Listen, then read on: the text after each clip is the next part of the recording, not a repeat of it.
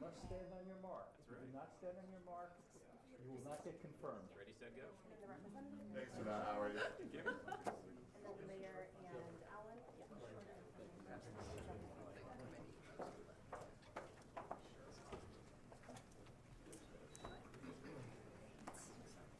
Hey, good morning, everyone. Thank you so much for being here. We are joined by leaders from around the state to discuss one of the most pressing issues that we're facing in our state and country right now. Thank you so much to Representative Sandoval, Sheriff Nanos, Mayor Nichols, and Directors Glover and Clark for joining us, and Senator Fernandez. Before we begin, I do want to say a word about the driver that killed 8 people in Texas yesterday outside of a migrant shelter. Early reports indicate that this was an intentional attack, and my heart goes out to the families of those who were killed, the injured, and the staff at the shelter. There should be no room for hate in our country, but sadly that is not often the case. We must come together to condemn any act of violence or hate against migrants. And if anybody attacks migrants in Arizona, I promise that we will prosecute you to the fullest extent of the law. Now I'd like to outline how the state of Arizona will approach the lifting of Title 42. For the past 3 years, the federal government has used Title 42 as a temporary solution to a permanent problem. On May 11th, that will come to an end. As a result, Arizona communities will once again be responsible for managing the influx of migrants entering our southern border. Let me be clear. The state of Arizona stands ready to assist our border communities and NGOs in any way that we can. When I took office, I made it a priority to visit the border and meet with leaders on the ground in their communities. In the first 100 days, we visited both the Tucson and Yuma sectors, including a tour of the Mariposa Port of Entry with Secretary Mayorkas. During these trips, I heard directly from Border Patrol agents who struggle to keep staff. I heard from elected officials whose requests have gone unanswered, and I've heard from humanitarian leaders who are overworked and overwhelmed by the responsibility that's been put on their shoulders.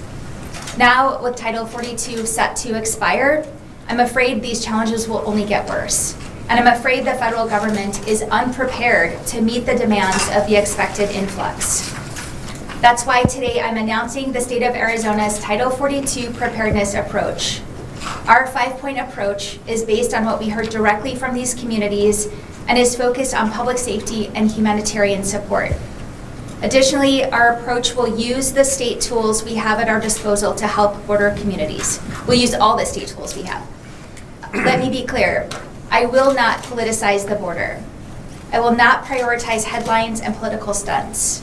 I will work tirelessly to keep Arizonans and migrants safe and ensure a humane and orderly process. Our approach is informed by months of meaningful collaboration, hearing from partners on the ground, and tailoring our actions to their needs. As we manage a fluid situation, our state will continue with that approach. Our first point is public safety. I've directed the Arizona Department of Public Safety to assist local sheriffs and law enforcement in maintaining safety and security on Arizona highways and prevent harmful drugs like fentanyl from being brought into our state. I've also encouraged the federal government to double down on the approach outlined in Operation Blue Lotus and hope that they will continue to crack down on any and every drug trafficker who thinks they can exploit this potential humanitarian crisis for their own gain. Second is partnerships. As I have said many times, the only way out of this is through collective partnership. That's why my office has spent months developing and strengthening partnerships with NGOs, federal agencies, local governments, and tribal communities. We will rely on these relationships and the open lines of communication that have been created to monitor the situation at the border and ensure tailored action is taken where needed. To best facilitate this communication, my team is standing up a joint information command where our partners can share updates, raise concerns, and coordinate responses. 3 is transportation. My administration will continue to assist with the transportation of migrants to their final destination. DEMA will assist, provide, and coordinate the best and safest mode of transportation for migrants. By doing this, we can mitigate the impact of the increased migration on our border communities. We will make sure the most cost-effective method of transportation is being used and that there is clear coordination between sponsors and NGOs. Fourth is emergency shelter. DEMA will play a similar role ensuring migrants are sheltered while they are awaiting transportation out of Arizona. And finally, fifth, as I have done before, I am prepared to take executive action. We will activate state resources as needed and provide access to emergency resources if deemed necessary. That includes, but is not limited to, sending additional National Guardsmen to the border. While we are prepared to take state action in any way that we cannot manage this influx alone.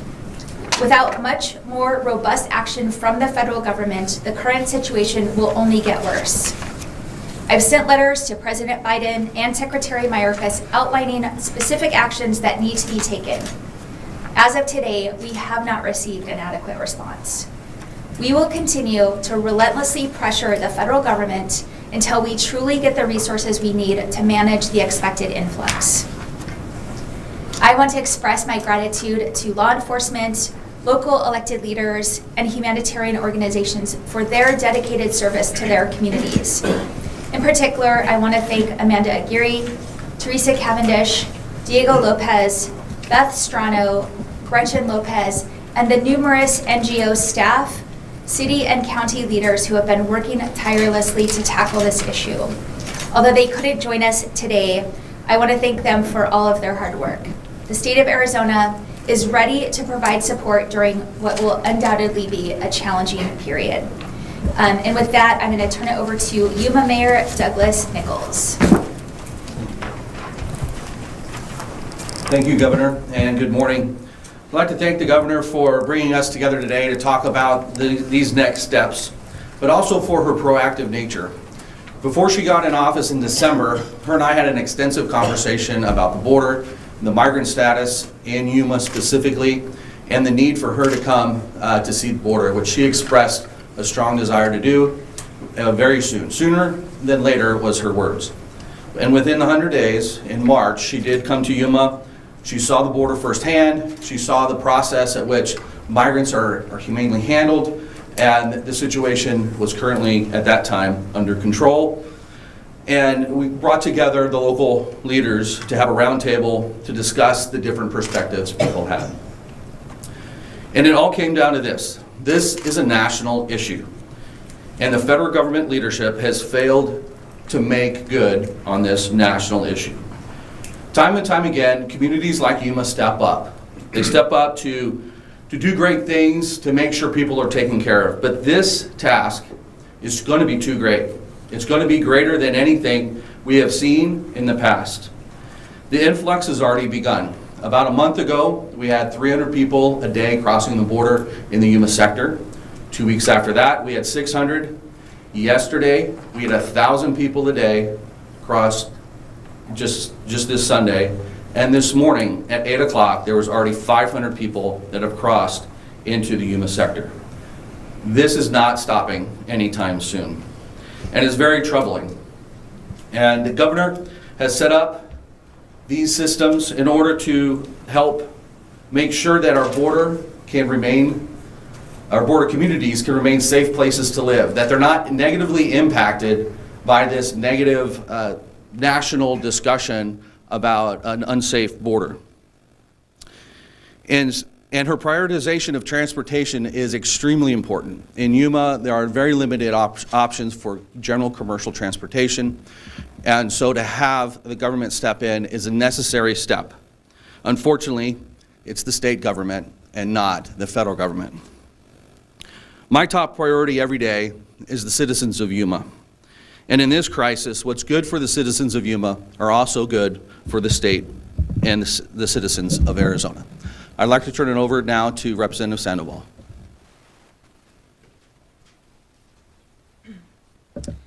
Thank you, Mayor Nichols. Good morning, buenos días. I will be making my remarks in Spanish. Gracias a la gobernadora Hobbs por reunirnos a todos esta mañana para platicar sobre el tema tan importante que es el título 42 y las restricciones que van a terminar. Yo represento el Distrito 23, que va desde la ciudad de Goodyear hasta la frontera con San Luis, Arizona. Tuve la oportunidad de hacer una carrera de ayuda fronteriza este pasado fin de semana, el sábado. Fui con la coalición humanitaria Arizona-California, que es dirigida por Fernie Quiroz. Fuimos a dos partes de la frontera, con San Luis y México. En una parte de la frontera, la sección 22, vimos 30 inmigrantes del Congo, Perú, China, Brasil y algunos menores que no venían acompañados, que venían de Guatemala. En el otro sector, el sector 12, vimos aproximadamente 60 migrantes que estaban siendo procesados y transportados ordenadamente por la patrulla fronteriza cuando llegamos. Entiendo que este no es el caso en otras partes de las fronteras, incluso que esto no va a ser el caso más tarde esta semana en nuestra propia frontera, cuando se levante el título 42. Esto definitivamente podría poner una gran carga en nuestras comunidades fronterizas. Y una de las cosas que me dijo también el alcalde Jerry Anaya de la ciudad de Somerton fue que le gustaría ver más asistencia médica. Y también hablé con la concejal Carol Smith de la ciudad de Yuma, que trabaja en el Yuma Regional, el hospital, y expresó la misma solicitud, más asistencia médica. Durante el pasado, la situación de la fronteriza se ha polarizado y las palabras rara vez siguen acción significativamente. Y estoy feliz de ver que la gobernadora Hobbs se niega a jugar política y está dispuesta a tomar medios con un enfoque inteligente, personalizado, para ayudar a nuestras ciudades fronterizas. Gracias. Ahora les quiero presentar al Sheriff Chris Nanos, que va a decir unas remarcas.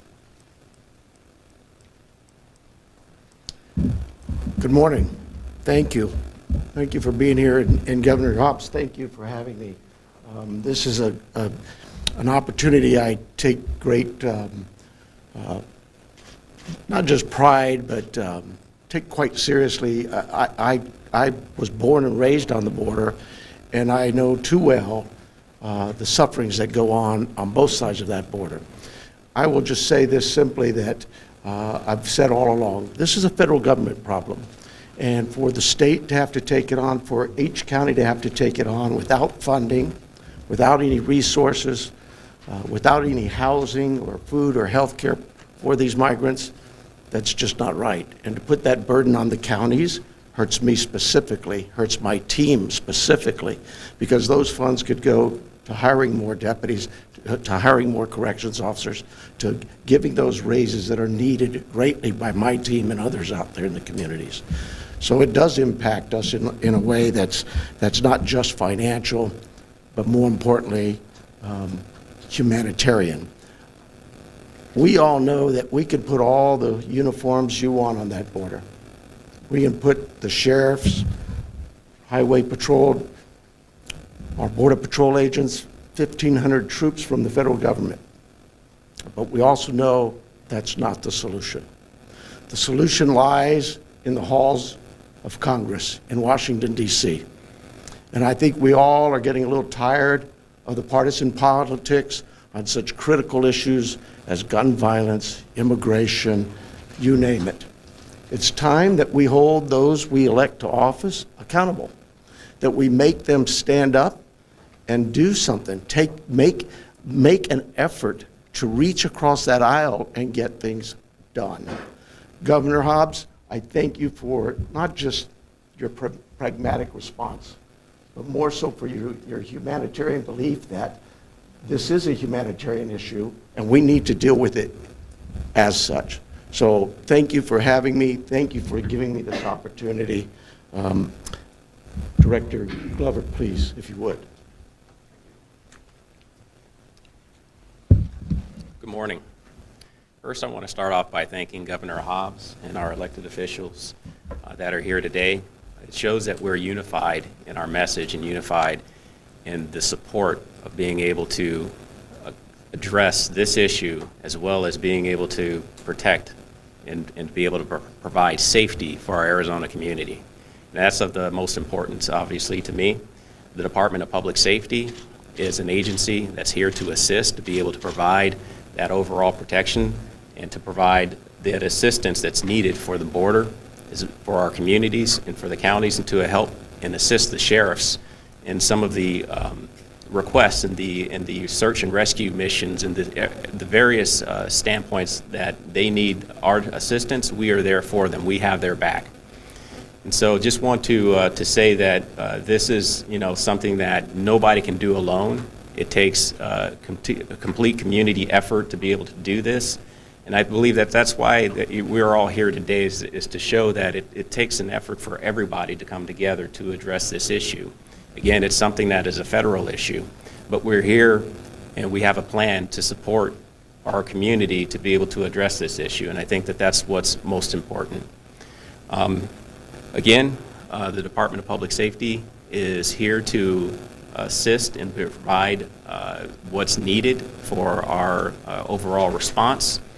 And with that, I will, again, thank you, Governor Hobbs. We'll turn it back over to her for closing remarks. All right, hello everybody. We'll now move into Q&A. I will call on you. If we can please start with questions on topic to the press conference, and then we can move into general Q&A. I know everybody has lots of things they'd like to ask, so let's start. Governor, what's your level of frustration with the federal government not acting on this issue? It's incredibly frustrating. I came into office knowing that this was going to be a challenge we were going to face early on. Made it a priority, not just to do the public events that we did, the border visits, the roundtables, but my staff has been having listening sessions. We've been doing, at this point, more than daily coordination with folks on the ground, and just really trying to elevate those concerns to the federal government. And we've just gotten an incredibly inadequate response to address the challenges that our communities are facing. Can I ask what the response was? Well, I mean, Secretary Mayorkas came out. I think that was great. He was able to hear directly from the nonprofit organizations that are providing support to these folks. But I mentioned the letter that we sent. We have not gotten a response to that letter that had very specific asks. I think we can make sure you all have a copy of that if you haven't seen it. But we haven't gotten specific answers to the things we're asking for that our communities need. Okay, Stacey. I wonder if someone, maybe Governor or Colonel, maybe you can address, I mean, some of these things I think the state is already doing, right? Like supporting border counties, transportation. So what specifically is changing because of the upcoming end of Title 42? Can you speak about like what more resources are being added? We're increasing transportation. We're looking at sheltering options, and then just the additional public safety aspect, making sure we're increasing the coordination there. Like will more troopers be in those border areas? I don't know the or- answer to that. Just to jump in for a second. So we do have troopers that are working with the communities down along the border. So we have increased some of the active patrols, as well as the search and rescue efforts. Equipment that is needed to be able to carry out those efforts are also being allocated to the border communities as well. Is that quantifiable in any way? That I can't give you a quantifiable on that. Actually, a couple of things. I was going to ask you, would you please the transportation and the shelter system. The sheltering seems enormous. What do you envision that looking like at the very least? We're working with DEMA on that. I don't know, Chris, if you want to. Good morning, Alan Clark. First, I'm sorry. That's okay, ma'am. I've been called a lot I was looking at of the names. sheriff. I'm good. So, good morning, Alan Clark, State Emergency Manager. So, as far as the sheltering goes, naturally, when you think of a sheltering issue or problem or a task, it can be handled in multiple ways, right? We can go down and erect soft-sided facilities if we get to that level, or we can continue to work with the counties and the local NGOs to enhance their capabilities to do such. We can help move people around through our transportation modalities to decompress certain areas and move those to other areas. We can help them with staffing, contracts through vendors and stuff like that. So there's a lot of different things that are in play, and there's a lot of different mechanisms that we're researching and will put into use as the demand signal shows. One reason I'm going to as you know, that there's talk about the Remain in Mexico policy, and I believe that there is some bipartisan support. What do you think about the Remain in Mexico policy? Well, I don't think that's an answer to the problem we're facing.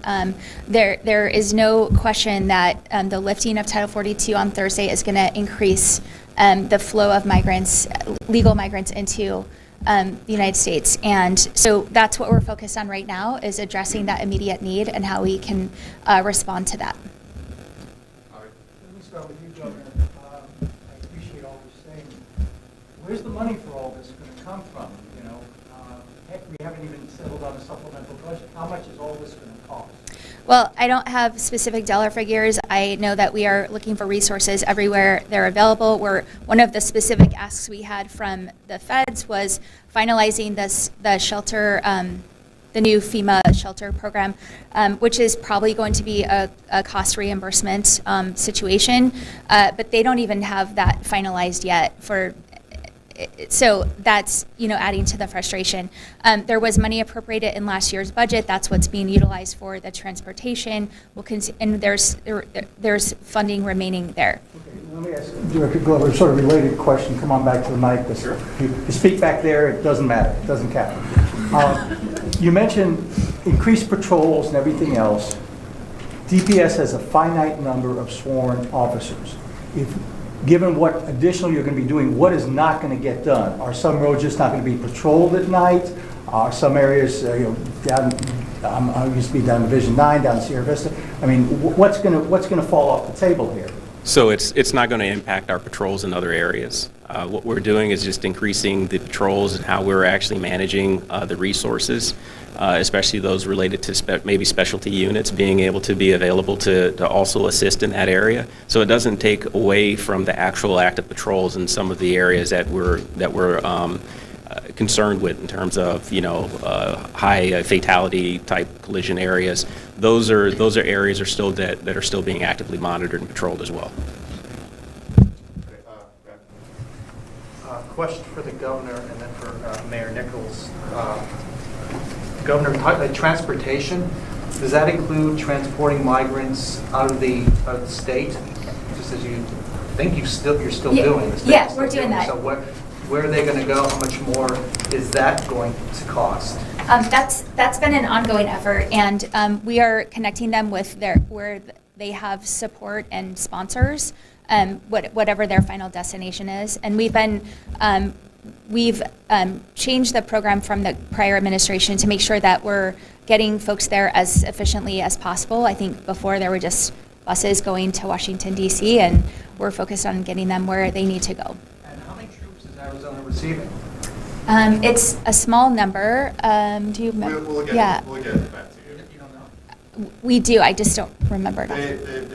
I'll get the number Yeah. to you. The frankly, administration has been a little wishy-washy on it, so I'll let you know. Mayor Nichols, are you seeing street releases yet? How likely is that to happen in Yuma?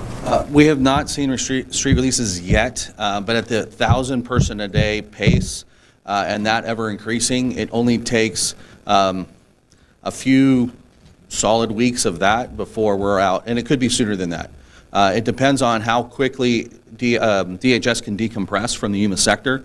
That's been more and more difficult as in the recent past, decompression's been able to happen because not every sector was busy. Now every sector's busy, so decompression then has to be more internal, and DHS has a lot less resources internal. So once Border Patrol gets overwhelmed and the NGO is overwhelmed, then that's where we hit street releases. Yes, right there. Right, this is for the governor and the mayor as well. Governor, you talked about you won't be afraid to issue executive orders if it comes to that. And Mayor, we talked about this when we spoke last week. The Border Patrol is worried that as many as 4,000 people could be coming across daily. How quickly is it going to, what levels do things have to hit before you start implementing a more expedited deal on the border? What we know is the situation is and will continue to be fluid. That's why we're in constant communication, so we know what the needs are and we can respond as quickly as possible. So we're going to continue that coordination to make sure that we're able to respond. And so I can't speak to hypotheticals, but you know, we want to make sure that we're ready to respond when we need to. I think that's spot on, because it depends upon a lot of things that are in constant motion. That if the NGOs get the ability to move people around or bring in other resources, that increases that capacity.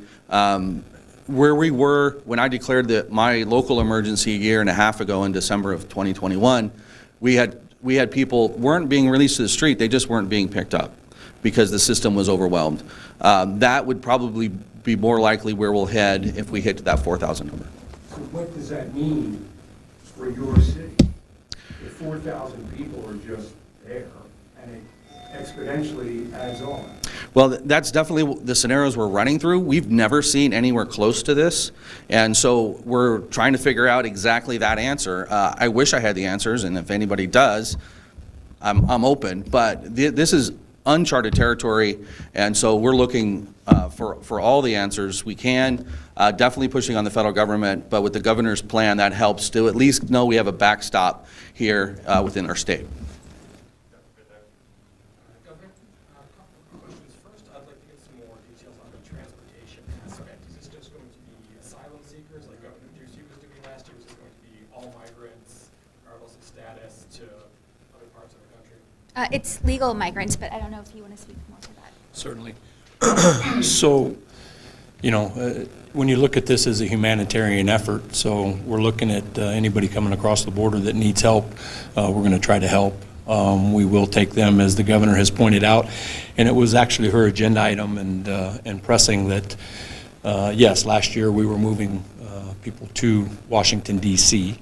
Only and specifically, and under this governor, we've been asked to expand that to other states, also intrastate. So we will, as been mentioned, we will be helping with buses to move people from rural parts of Arizona to more populated parts of Arizona, and then further out of the state of Arizona as needed. So. I'm not sure that answers the question in terms of are these people who are applying for asylum, these people who just happen to cross and are here, or what? So if the people that are released by Border Patrol into our communities are the ones, and I apologize for not answering that directly. Again, we're going to help a human being. If they're released from Border Patrol, we're going to help that person. And Governor, you mentioned executive actions, but doesn't really have any details of what kinds of actions you are willing to take. Can you elaborate on that? Again, you know, the situation is fluid. We're continuing to monitor, and so if there is executive action we can take, that will be helpful. Potentially sending more National Guardsmen is one example, but it's why we're continuing to be in constant communication. Yep, right there. Governor, question for you. Your approach is vastly different from the previous administration. I don't know if you have an update on what happened to all of those shipping containers, and I see that your priority is not on closing the gaps or building more fencing, and why is that? Closing the gaps is a federal responsibility, and the reason the shipping containers aren't there anymore is because the federal government was going to sue the state to take them down.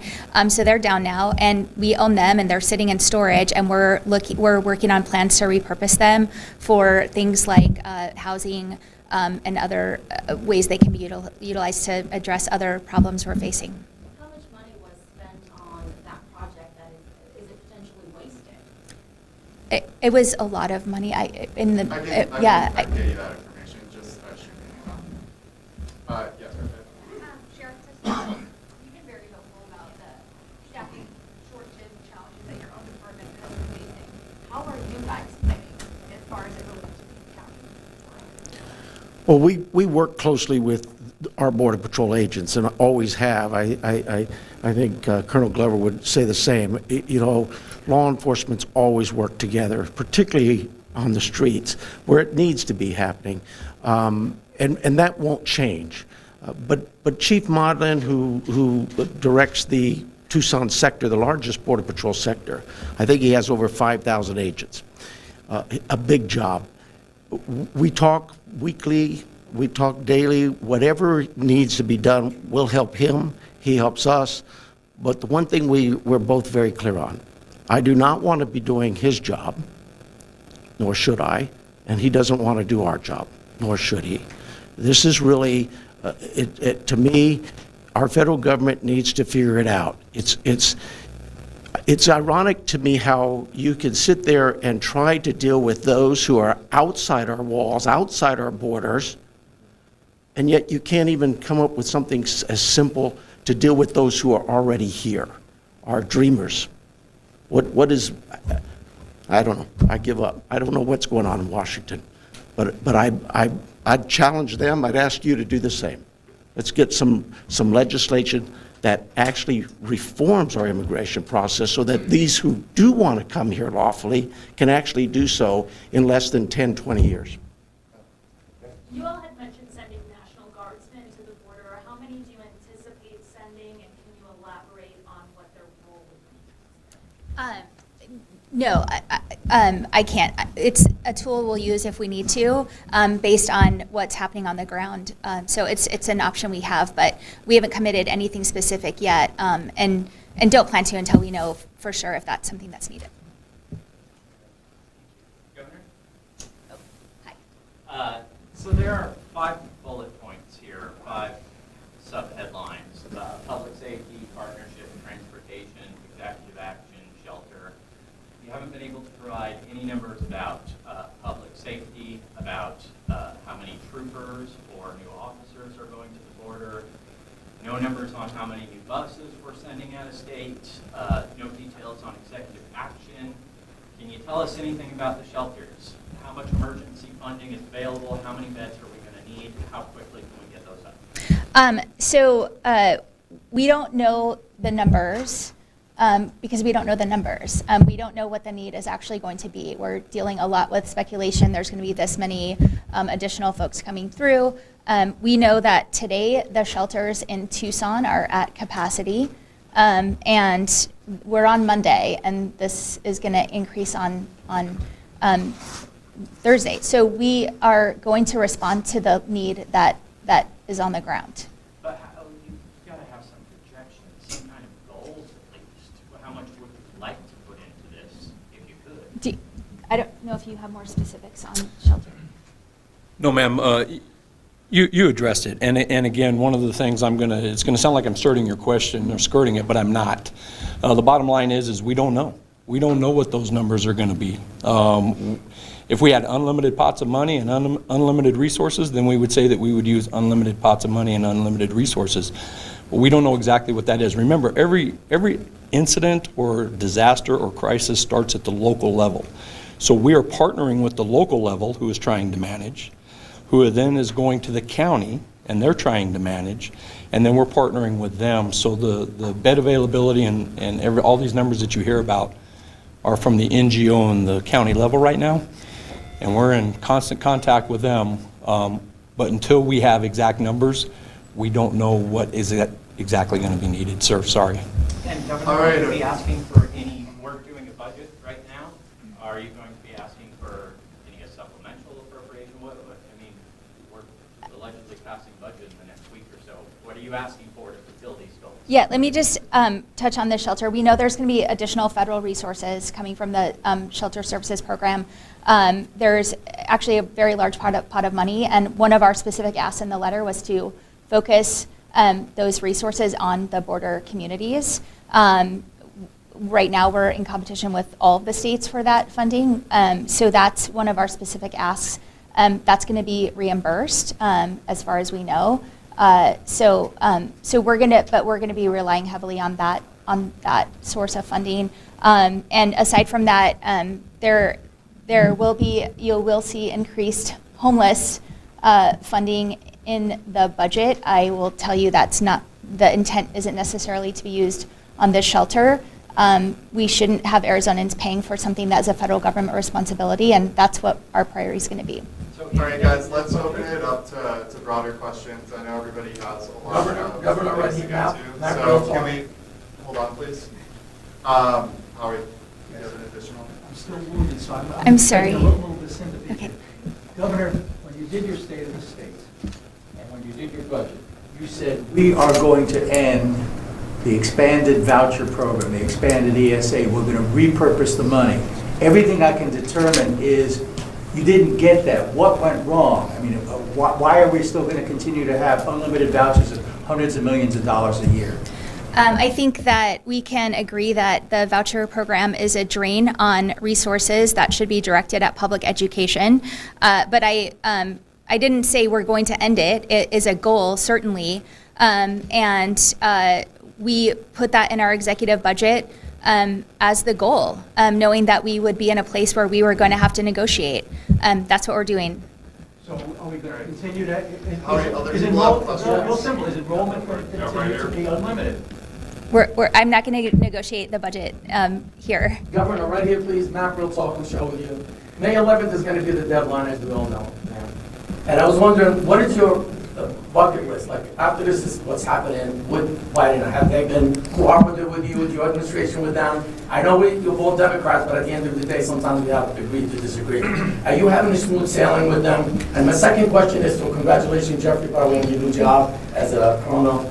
I appreciate you, and I just want to ask you, for the safety of our state, of the state of Arizona, what measures are you taking place? Because you're going to assimilate them into the whole countries or 50 states. Can you elaborate, both of you, on what's about to come to the future? Well, I think we're focused right now on this very specific piece of the whole immigration and border puzzle, Title 42, which, as I said at the beginning, has been a temporary solution to what is a permanent problem, and we need comprehensive immigration reform, which is an act of Congress, not something I can, sign an order and do. That being said, this is the specific issue we're focused on, and I think I've expressed my frustration with the federal government's response to something that we knew was coming, and we've said over and over again that we need a plan to address it, and just the information we're getting about that plan has been much less than adequate. Here we go, Biden, President Biden. Is okay then? Governor Hobbs, I'm going to focus on the issue at hand here. We've talked a lot about transportation, the flow of people across the border. What about drug trafficking? I don't think we mentioned the words drug trafficking once during this press conference. Fentanyl is killing thousands and thousands of people, many Arizona residents dying from fentanyl. A lot of that comes over the border. A lot of it comes over Santa Cruz County's border. And I would think any border expert would agree that flow of people is often used to mask and distract from the drug trafficking. What are you doing to address the flow of fentanyl and other dangerous drugs coming across the border that may be coming across with this flow of people we're going to see in the next few days? Yeah, so, I think when Secretary Mayorkas was here, he announced Operation Blue Lotus, which in its first week got 900 pounds of fentanyl from coming across. So we're in part of our request to them was to continue that operation. And our law enforcement is working with the federal agencies on that issue. And we know that folks who are trying to get these substances into our country are using this humanitarian crisis to exploit people and make that happen. So it's certainly part of our focus. And I can't help but notice, no disrespect to Sheriff Nanos, he's a great guy, but you don't have any border sheriffs here. Pima County's not on the border. Yes, it is. We have the largest border of any county in the nation with Mexico. All right, great. Next and- question. Governor, you knew this was coming. You knew that Title 42 was Hey, going to sorry, happen. excuse me, we have- Well, you've been going around, you haven't picked me, told me you were going to Okay. pick me. I apologize. You vetoed, despite the fact that you knew this was coming, you vetoed a number of border security bills, including, to build up this question, bills to strengthen penalties for drug trafficking like fentanyl. Why did you pick now? Why did you pick when Title 42 is about to end to finally say, you know what, I'm going to get serious about the border?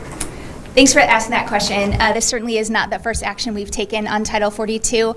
As I said, from day one, we have been focused on this issue. We've been meeting with community leaders, both publicly and privately, with listening sessions, and we're in more than daily communication with folks on the ground to address what we need to do to respond to this crisis. We knew it was a crisis that was coming, and we've been planning for it since day one.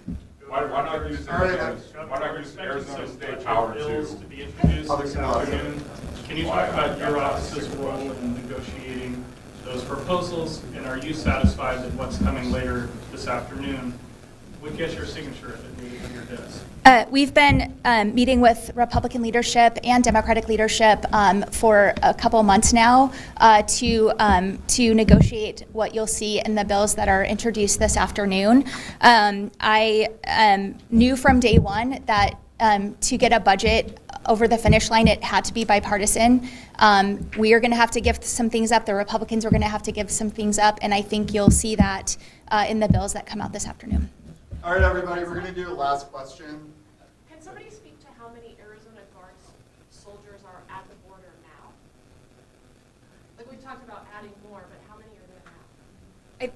I think we can get back to you on that number. There are some? Mhm. I'll get you that number. All right, thank you, everybody. We're going to call it wraps. Appreciate your attendance.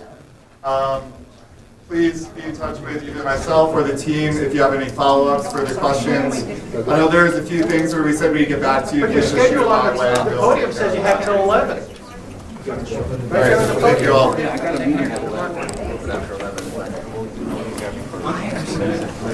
Hey, Legendary.